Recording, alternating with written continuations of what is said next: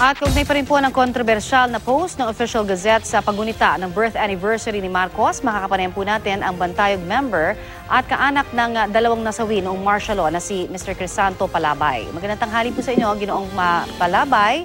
Si Connie Sison po ito. Magandang tanghali po naman.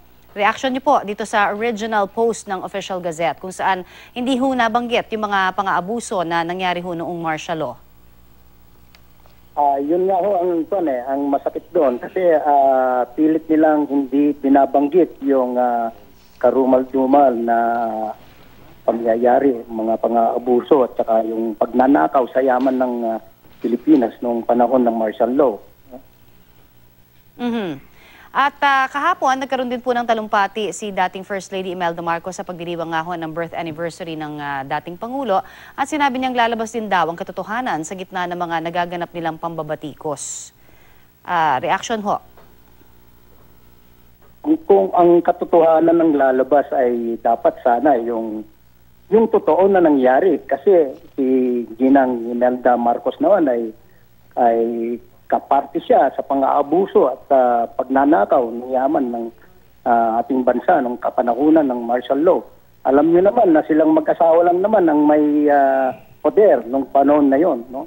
So, kung ang katotohanan ng kanyang sinasabi na lalabas din at lalabas, ay talagang lalabas yan kasi ang mga nabuso at ng mga pinatay at mga pinulong, mga pinahirapan, ay marami na hong nagsasabi at nakita naman natin yung mga nagsampa ng class suit sa Hawaii at dito na rin yung mga sa pamamagitan ng batas na pagbigay ng reparation, recognition ng mga na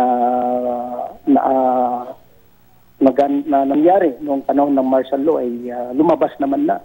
Alright. Yung may mga activities ho ba kayo sa darating po na declaration nga ng paggunita natin ng declaration ng martial law? Well, ako kasi nandito ako sa probinsya ng La Union at alam mo naman dito sa Ilocos region ay medyo malakas naman talaga ang sentimento sa mga pro Marcos dito, no?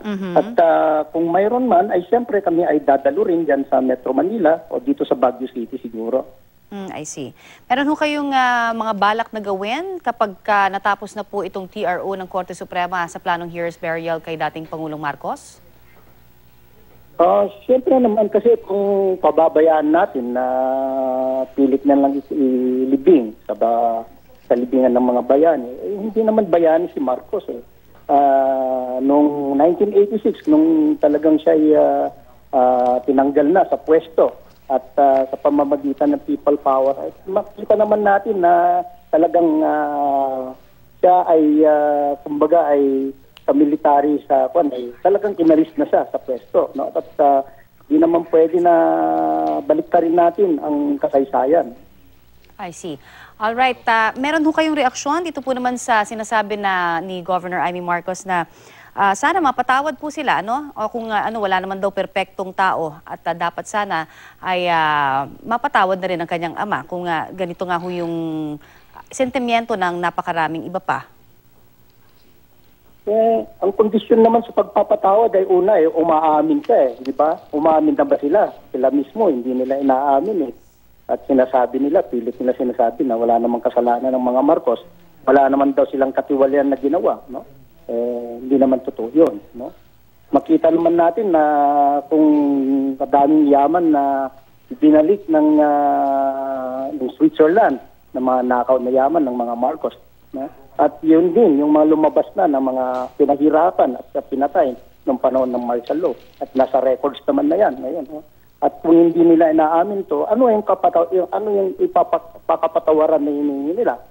Alright. Marami pong salamat sa inyo pong binigay sa aming oras, Mr. Crisanto Palabay. Salamat din po. Yan po naman si Mr. Crisanto Palabay ng bantayog member at kaanak po ng dalawang nasawi noong panahon ng martial law.